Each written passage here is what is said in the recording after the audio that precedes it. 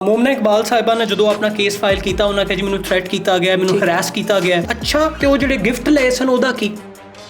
खातून को हरास किया गया, उसको लाइफ का थ्रेट दिया गया सिर्फ इसलिए कि तू मेरी नहीं तो मैं किसी दी नहीं होने देंगा। साकिब चद्दर साहब दे वकील सन, उन्होंने केस ज्यादा खराब किया। जो मोबाइल फोन साकिब चद्दर साहब ने पेश किया उसका जब फोरेंसिक किया गया है तो कोर्ट को ये बताया गया है कि जनाब बिल्कुल इनकी तरफ से लाइफ थ्रेट्स। टिकटॉक पे बहुत वायरल हो टिकटॉक और बस वायरल का लफ्ज़ मैं शायद नहीं बोलांगा। मैं कहांगा कि कोशिश ये वे कि लोगों ਨੂੰ ਉਹ ਸਮਝਾਇਆ ਜਾਂ ਸਿਖਾਇਆ ਜਾਏ ਜੋ ਕਿ ਮੁਆਸ਼ਰੇ ਨੇ ਸਾਨੂੰ ਸਮਝਾਇਆ ਤੇ ਵਕਤ ਤੋਂ ਅਸਾਂ ਸਿੱਖਿਆ। ਕਿਉਂਕਿ ਮੈਂ ਸਮਝਣਾ ਕਿ ਅੱਜ ਕੱਲ ਬੜੀ ਜ਼ਰੂਰਤ ਹੈ, ਅਸ਼ਦ ਜ਼ਰੂਰਤ ਹੈ ਕਿ ਲੋਕਾਂ ਨੂੰ ਕੋਈ ਬਿਠਾਏ। It's high time to confront people and the culture of violence, entitlement and misuse of power। तो वो जितना हो सके बस वो कर रहा हूँ। ਤੁਸੀਂ ਵਰਡ ਯੂਜ਼ ਕੀਤਾ ਮਿਸਯੂਜ਼, ਤੇ ਅਸੀਂ ਹੁਣ ਕਿਉਂਕਿ ਸਾਡਾ ਸ਼ੋਅ ਵੀ ਸੋਸ਼ਲ ਮੀਡੀਆ ਤੇ ਚੱਲ ਰਿਹਾ, ਲੋਕ ਸਾਨੂੰ ਵੇਖ ਰਹੇ ਨੇ। ਮਿਸਯੂਜ਼ ਆਫ ਸੋਸ਼ਲ ਮੀਡੀਆ, ਜੀ ਫੇਕ ਆਈਡੀਜ਼, ਲੋਕਾਂ ਨੂੰ ਤੰਗ ਕਰਨਾ, ਗੰਦੇ ਕਮੈਂਟ ਕਰਨਾ, ਖਾਸ ਤੌਰ ਤੇ ਲੜਕੀਆਂ ਦੀ ਪੋਸਟ ਦੇ ਥੱਲੇ ਬਹੁਤ ਗੰਦੇ ਗੰਦੇ ਕਮੈਂਟਸ ਕਰਦੇ ਨੇ ਲੋਕ। ਮਾਸ਼ਾਅੱਲਾ ਜੀ ਉਹਨਾਂ ਦੇ ਕਦੇ ਪ੍ਰੋਫਾਈਲ ਦੇ ਵਿੱਚ ਜਾਇਓ ਤੇ ਐਸੀ ਮਜ਼ਹਬੀ ਚੀਜ਼ਾਂ ਲਗਾਈਆਂ ਹੁੰਦੀਆਂ ਉਹਨਾਂ ਨੇ, ਤੇ ਉਹਨਾਂ ਤੋਂ ਵੱਡਾ ਕੋਈ ਨੇਕ ਨਹੀਂ ਹੁੰਦਾ ਤੇ ਸ਼ਾਇਦ ਉਹ ਹੋਣ ਵੀ। ਲੇਕਿਨ ਕਿਆ ਤੁਸੀਂ ਜੇ ਨੇਕ ਹੋ, ਤੁਹਾਨੂੰ ਇੰਨਾ ਹੱਕ ਹੈ ਕਿ ਤੁਸੀਂ ਕਿਸੇ ਨੂੰ ਗੰਦੀਆਂ ਗਾਲਾਂ ਕੱਢੋ, ਕਿਸੇ ਨੂੰ ਸੋਸ਼ਲ ਮੀਡੀਆ ਤੇ ਆ ਕੇ ਨੰਗਾ ਕਰੋ? ਜੀ ਪਹਿਲੀ ਬਾਤ ਇਹ ਹੈ ਕਿ ਜੀ ਅਗਰ ਤੁਸੀਂ ਬੜੇ ਖੂਬਸੂਰਤੀ ਦੇ ਨਾਲ ਕਹਿ ਦਿੱਤਾ ਹੈ ਕਿ ਸ਼ਾਇਦ ਤੁਸੀਂ ਕਹਿਣ ਲੱਗੇ ਤੁਸੀਂ ਬੜਾ ਖੂਬਸੂਰਤ ਹੋ। ਮੈਂ ਕਿਹਾ ਗੱਲ ਕਿੱਧਰ ਨੂੰ ਚੱਲ ਪਈ। ਤੇ ਤੁਸੀਂ ਬੜੀ ਖੂਬਸੂਰਤੀ ਨਾਲ ਇਹ ਕਹਿ ਦਿੱਤਾ ਹੈ ਕਿ ਜੀ ਸ਼ਾਇਦ ਉਹ ਨੇਕ ਹੋਣਗੇ ਵੀ। ਹਾਂਜੀ, ਅਗਰ ਮੈਂ 5 ਵਕਤ ਦੀ ਨਮਾਜ਼ ਪੜ੍ਹਨਾ ਵਾਂ, ਮੈਨੂੰ ਇਸਲਾਮ, ਮੈਂ ਜ਼ਿਆਦਾ ਕੋਸ਼ਿਸ਼ ਕਰਾਂਗਾ ਇਸਲਾਮ ਤੇ ਗੁਫ਼ਤਗੂ ਨਾ ਕਰਾਂ, ਸਿਰਫ ਕਿਉਂਕਿ ਮੇਰਾ ਨੌਲੇਜ ਬੜਾ ਲਿਮਿਟਡ ਹੈ ਔਰ ਮੈਨੂੰ ਆਪਣੇ ਰੱਬ ਤੋਂ ਡਰ ਵੀ ਲੱਗਦਾ ਹੈ ਕਿਉਂਕਿ ਮੈਂ ਰੱਬ ਨੂੰ ਜਾਨ ਦੇਣੀ ਹੈ ਔਰ ਮੇਰੇ ਕੋਲੋਂ ਸਵਾਲ, ਮੇਰੇ ਹੱਥ ਜਿਹੜਾ ਨਾਮਾ ਅਮਾਲ ਦਿੱਤਾ ਜਾਣਾ ਉਹ ਮੇਰਾ ਹੋਣਾ ਹੈ। ਉਹਦੇ 'ਚ ਇਹ ਨਹੀਂ ਪੁੱਛਿਆ ਜਾਣਾ ਕਿ ਜੀ ਫਲਾਨ ਲੜਕੀ ਨੇ ਪੋਸਟ ਦੇ ਥੱਲੇ ਫਲਾਨ ਵੀਡੀਓ ਲਾਈ ਸੀ ਤੇ ਜਨਾਬ ਕਿਆ ਤੂੰ ਕਮੈਂਟ ਕੀਤਾ ਸੀ ਕਿ ਨਹੀਂ ਸੀ ਕੀਤਾ। ਮੈਨੂੰ ਲੱਗਦਾ ਹੈ ਕਿ ਇਹਦੇ 'ਚ ਕੋਈ ਸ਼ੱਕ ਨਹੀਂ ਕਿ ਤੁਸੀਂ ਬੁਰਾਈ ਨੂੰ ਬੁਰਾ ਜਾਣੋ, ਇਹਦੇ 'ਚ ਕੋਈ ਸ਼ੱਕ ਨਹੀਂ। ਲੇਕਿਨ ਅਗਰ ਤੁਸੀਂ ਉਹਨੂੰ ਠੀਕ ਨਹੀਂ ਕਰ ਸਕਦੇ ਤਾਂ ਦਿਲ 'ਚ ਬੁਰਾ ਮੰਨ ਲਵੋ। ਬੇਸ਼ੱਕ। ਤੇ ਮੈਂ ਸਮਝਣਾ ਕਿ ਬਤੌਰ ਵਕੀਲ, ਮੈਂ ਜੋ ਵਕੀਲ ਵੀ ਇਸੇ ਲਈ ਬਣਿਆ ਕਿ ਅਗਰ ਮੈਂ ਕਿਤੇ ਕੋਈ ਬੁਰਾਈ ਵੇਖ ਸਕਾਂ ਤਾਂ ਉੱਥੇ ਕੀ ਲੀਗਲ ਰਾਈਟਸ ਨੇ, ਕੀ ਲੀਗਲ ਰੈਮਡੀਜ਼ ਨੇ ਜੋ ਕਿ ਇਸ ਖਾਤੂਨ ਦੀਆਂ ਇਨਫ੍ਰਿੰਜ ਹੋ ਰਹੀਆਂ ਨੇ, ਉਹਨੂੰ ਮੈਂ ਆਪਣੀ ਲੀਗਲ ਸਰਵਿਸਿਜ਼ ਦੇ ਸਕਾਂ।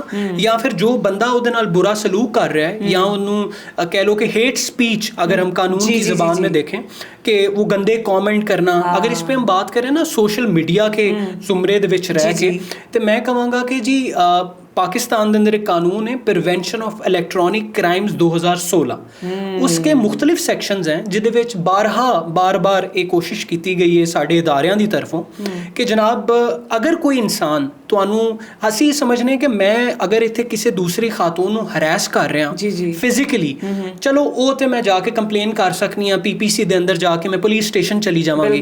लेकिन अगर कोई बंदा मैनूं सोशल मीडिया दे उत्ते हरैस कर रहा है, मैं तुहानूं दसांगा कि इहदा स्कोप इतना वाइड है कि अगर कोई बंदा तुहानूं मोनीटर करदा है, तुहानूं स्पाई करदा है, तुहानूं हरैस करदा है या फिर बार तुहानूं इंटीमिडेट करने दी कोशिश कर रहा है, तुहाडा राबता, तुहानूं कहंदे ने फ्रेंड रिक्वेस्ट एक दौर सी बड़ा कि जी फ्रेंड रिक्वेस्ट भेजदा है और तुसीं इहनूं रिजेक्ट करदे हो, लेकिन वो बंदा बाज नहीं आंदा, वो कहंदा जी तू मेरे नाल गल कर। ते इहदे खिलाफ भी कानून मौजूद है। कानून ये इसको कहते हैं साइबर स्टॉकिंग, कि इसके अंदर बाकायदा अगर आप किसी बंदे को, जे तुसीं किसी इंसान नूं इस तरह हरैस कर रहे हो और वो बंदा अनकंफर्टेबल फील कर रहा है बाहर गुजरते हुए या उन्होंने मैसेजेस, बल्कि हमने पूरे पाकिस्तान ने एक बड़ा नामवर केस विटनेस किया है, मिस मोमना इकबाल एंड साकिब जो कि पाकिस्तानी एक्ट्रेस ने। ਹੁਣ ਉਹਨਾਂ ਦਾ ਦੇਖੋ ਉਹਦੇ ਵਿੱਚ ਕਸੂਰਵਾਰ ਕੌਣ ਹੈ ਔਰ ਗੁਨੇਗਾਰ ਕੌਣ ਹੈ, ਅਸੀਂ ਇਹਦੀ ਗੱਲ ਨਹੀਂ ਕਰਨੀ ਕਿਉਂਕਿ ਉਹਦਾ ਅਖਤਿਆਰ ਅਦਾਲਤਾਂ ਦੇ ਕੋਲ ਮੌਜੂਦ ਹੈ। ਅਸਾਂ ਕੀ ਗੱਲ ਕਰਨੀ ਹੈ ਕਿ ਲੋਕਾਂ ਨੂੰ ਇਹ ਪੈਗਾਮ ਦਿੱਤਾ ਜਾਏ। ਮੈਂ ਸਮਝਣਾ ਪਾਕਿਸਤਾਨ ਦੀ ਤਾਰੀਖ ਦੇ ਅੰਦਰ ਇੱਕ ਬਹੁਤ ਵੱਡਾ ਐਵੀਡੈਂਸ ਹੈ ਔਰ ਬੜੀ ਉਮੀਦ ਹੈ ਲੋਕਾਂ ਵਾਸਤੇ ਉੱਠੀ ਹੈ ਕਿ ਇੱਕ ਸਿਟਿੰਗ ਗਵਰਨਮੈਂਟ का MPA ਉਹਦੇ ਖਿਲਾਫ ਇੱਕ ਖਾਤੂਨ ਐਪਲੀਕੇਸ਼ਨ ਦਿੰਦੀ ਹੈ ਕਿ ਜਨਾਬ ਇਹ ਬੰਦਾ ਮੈਨੂੰ ਹਰੈਸ ਕਰ ਰਿਹਾ ਹੈ, ਮੈਨੂੰ ਲਾਈਫ ਤੇ ਥ੍ਰੈਟਸ ਦੇ ਰਿਹਾ ਹੈ ਤੇ ਮੇਰੇ ਕੋਲ ਕੀ ਲੀਗਲ ਰੈਮਡੀਜ਼ ਮੌਜੂਦ ਨੇ। ਔਰ ਜਨਾਬ ਤੁਹਾਡੀ ਸਿਟਿੰਗ ਗਵਰਨਮੈਂਟ ਵੇਖੋ ਨਾ ਜੀ, ਚੀਫ ਮਿਨਿਸਟਰ ਪੰਜਾਬ, ਮੈਂ ਸਮਝਣਾ ਕਿ ਮਿਸ मोहतरमा ਮਰੀਮ ਨਵਾਜ਼ ਸਾਹਿਬਾ ਨੂੰ ਇਸ ਚੀਜ਼ ਦਾ ਜਿੰਨਾ ਕ੍ਰੈਡਿਟ ਦਿੱਤਾ ਜਾਵੇ ਉतना ਘੱਟ ਹੈ। ਕਿ ਉਹਨਾਂ ਨੇ ਇੱਕ ਚੀਜ਼ ਮੈਨੂੰ ਜਿਹੜੀ ਉਹਨਾਂ ਦੀ ਬਹੁਤ ਅੱਛੀ लगती, खवातीन मेरियां रेड लाइन, बिल्कुल बहुत अच्छी चीज़, बिल्कुल। और मैं समझता हूँ कि उन्होंने इस चीज़ को साबित किया है कि देखें MPA अपना वोट कास्ट करता है तो फिर आप प्राइम मिनिस्टर या आप सीएम बनते हो। हाँ जी, वो बंदे के वोट से आप सीएम बनी हो। लेकिन जब आपको ये मालूम हुआ कि खातून को हरास किया गया, उसको लाइफ का थ्रेट दिया गया सिर्फ इसलिए कि तू मेरी नहीं तो मैं किसी दी नहीं होने देंगा, ये जो एक फ्रजाइल मेल ईगो है कि जिनको मर्दों मैं कोशिश करता हूँ इस पे बात करूं, और मैंने इस पे 12 वीडियोस देखी हैं और मेरा बड़ा दिल टूटता है और रोता है अंदर से कि हमारे मुआशरे के अंदर ना जी बेसुकाशा असी कन्फ्रंट नहीं कर रहे, मतलब असी विक्टिम ब्लेमिंग ते ज्यादा काम कर रहे। मैं तो दसना कि इवन मोमना इकबाल का क्योंकि असां जी केस छेड़ लिया, मोमना इकबाल साहिबा ने जो अपना केस फाइल किया उन्होंने कहा जी मैनू थ्रेट किया गया, मैनू हरास किया गया। मैं तो दसिया कि प्रिवेंशन ऑफ इलैक्ट्रॉनिक क्राइम्स के अंदर साइबर स्टॉकिंग के अंदर अगर तुसी इंदा कुछ काम करते हो तो जनाब तुहानू 5 साल सजा हो सकती है, तुहानू 5 मिलियन का फाइन हो सकता है या डबल। और अगर कोई माइनर की आप बात करें, अगर वो 18 साल की उम्र उससे कम है तो जनाब वो आपका फाइन 5 मिलियन से 10 मिलियन हो सकता है, 1 करोड़। जी हाँ बिल्कुल। तो अब ये सारे कवानीन मौजूद है, लेकिन हुआ क्या, एक मुआशरे में नया हुजूम बर्पा हो गया। उन्होंने कहा अच्छा कि वो जो गिफ्ट ले सन ओदा की। जी बिल्कुल। मैं इस पे आपके इस चैनल के तवस्सुत से मैं इस पे बात करना चाहता हूँ। मुझे बताएं, मुझसे ना मैं पॉडकास्ट पे गया तो मुझसे ये सवाल पूछा गया कि जी क्योंकि आप लीगली उनको कुछ जगहों पर रिप्रेजेंट कर रहे थे, तो मुझे बताएं कि क्या उन्हें वाकई गिफ्ट ले ने।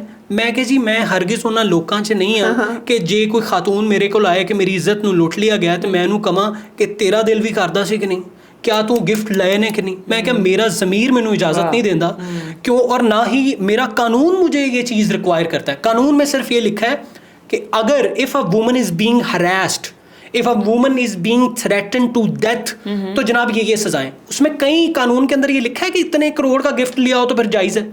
जब कानून इस बात नहीं करता, जब कानून ये रिक्वायर नहीं करता तो मैनू की लोड़ है। मैनू लगता है फिर वो चस्के लैने वाली गल है, और सारे मुआशरे ने चस्के लेने। और मैं समझना कि बतौर वकील जेडे साकिब चद्दड़ साहब दे वकील सन उन्होंने केस ज़्यादा खराब किया जी। सर मैं हैरान हाँ कि जिद्दां तुसीं हुणे गल कर रहे सी कि मैं वकील हाँ, ऑफ कैमरा सी कर रहे सी कि मैं किसी पार्टी नूं सपोर्ट नहीं करांगा, मैं विच रह के एक इंसाफ दी ते सही गल करांगा।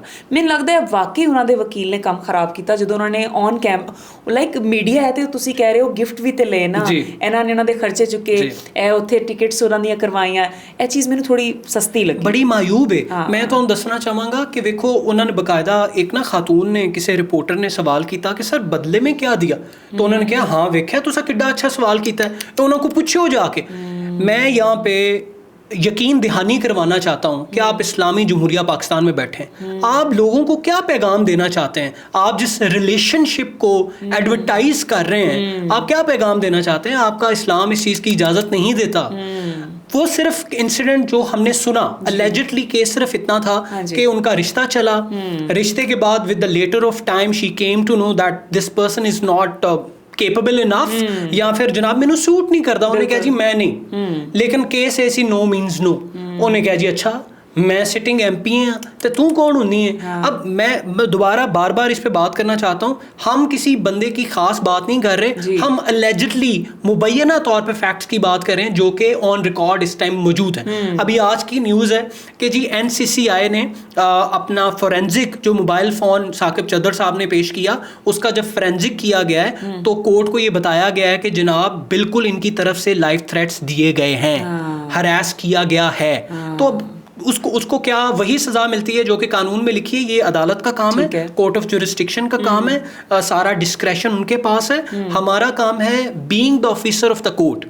मैं समझता हूं कि उनके वकील की जो सबसे बड़ी गलती थी वो ये थी, एक वकील ऑफिसर ऑफ द कोर्ट होता है मिस उकाशा। एक वकील का काम सिर्फ ये है कि वो कोर्ट को असिस्ट करे कि ड्यू प्रोसेस ऑफ लॉ को फॉलो किया जाए, उस किसी मुजरिम को उतनी ही सजा मिले जितना कि वो डिजर्व करता है, जितना कि उसने जुर्म किया है। बिल्कुल। और कंप्लेनेंट के वही राइट्स जो है इन्फ्रिंज हुए हैं तो उनको किस तरह से महफूज किया जा सकता है, ताकि आने वाली जिंदगी में अगर कोई किसी बंदे को हरास करता है, लाइफ थ्रेट करता है, तो उसके लिए एक मशले राह बने कि जनाब सिटिंग गवर्नमेंट या मौजूदा हुकूमत दे MP नूं भी सजा हो सकती है तो मैं किहड़ी खेत दी मूली है। सो बेसिकली ये चीजें हैं। और आपका मैं समझता हूं कि बतौर वकील आपकी ड्यूटी आम इंसानों से ज्यादा है, क्योंकि आप कानून जानते हैं, आप हर तरह के बंदे से मिलते हैं, आपने कभी साइड लेनी नहीं है। और खास तौर पर आप मीडिया पर अगर आकर किसी खातून की किरदार कशी करेंगे, आप जनाब आप उसके किरदार पर ਸੌਰੀ ਮੈਂ ਤੁਹਾਨੂੰ ਇੰਟਰਰਪਟ ਕਰ ਰਹੀ, ਮੈਨੂੰ ਇੱਕ ਚੀਜ਼ ਦੱਸੋ, ਕਿਰਦਾਰ ਸਿਰਫ ਔਰਤ ਦਾ ਐਗਜ਼ਿਸਟ ਕਰਦਾ, ਆਦਮੀ ਦਾ ਕੋਈ ਕਿਰਦਾਰ ਨਹੀਂ ਹੁੰਦਾ? ਆਦਮੀ ਕੈਰੈਕਟਰਲੈਸ ਹੈ, ਉਹਦੇ ਕੈਰੈਕਟਰ ਦੀ ਗੱਲ ਕਿਉਂ ਨਹੀਂ ਹੁੰਦੀ? ਮੈਂ ਬੜਾ ਅੱਛਾ ਮੈਨੂੰ ਲੱਗਦਾ ਆਦਮੀਆਂ ਦੀ ਇੱਜ਼ਤ ਹੀ ਨਹੀਂ ਹੁੰਦੀ ਜੀ। ਇੱਜ਼ਤ ਹੋਏਗੀ ਤਾਂ ਗੱਲ ਹੋਏਗੀ ਨਾ, ਸ਼ਾਇਦ ਉਹ ਤਸੱਵੁਰ ਕਰ ਚੁੱਕੇ ਨੇ ਕਿ ਸਾਡੀ ਹੈ ਹੀ ਨਹੀਂ, ਤੋ ਉਹ ਫਿਰ ਕਹਿੰਦੇ ਨਾ ਕਿ ਗੈਰਤ ਦੇ ਨਾਮ ਤੇ ਇਹ ਕਰ ਦਿੱਤਾ, ਗੈਰਤ। ਮੈਨੂੰ ਲੱਗਦਾ ਉਹ ਵਿਚਾਰੀਆਂ ਔਰਤਾਂ ਦੀ ਗੈਰਤ ਦੇ ਉੱਤੇ ਹੀ ਚੱਲ ਰਹੇ ਆ ਸਾਰੇ ਜ਼ਿੰਦਗੀ। ਉਹ ਉਦੋਂ ਯੂਜ਼ ਕਰਦੇ ਨੇ ਜੀ ਸਾਡੀ ਗੈਰਤ ਤੇ ਗੱਲ ਆ ਗਈ।